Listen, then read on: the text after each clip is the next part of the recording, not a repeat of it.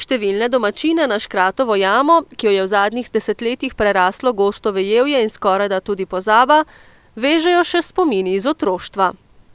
Kad smo še šolskih let hodili v šolo tam čez in smo se odskrivali. In to je bila pač jama enkratna za skrivanje.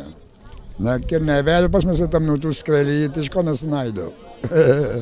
Gre za eno izmed 5 točk na tematski poti Vir življenja energije, ki jo je občina v sodelovanju z zasebnim partnerjem in društvi uredila letos.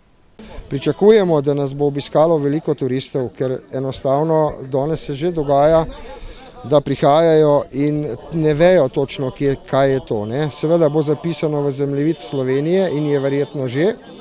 In s tem bi pač promocijo Bele cerkve nekako probali še na drugačen način, kot do zdaj, ko se matramo od posameznega primera do primera. Obiskovalci se lahko pred vstopom v jamo seznanijo z lokalnimi anekdotami o ljudem prijaznih škratkih, po katerih so jami nadeli ime. V težkih časih 2. svetovne vojne pa je jama domačinom služila tudi kot skrivališče.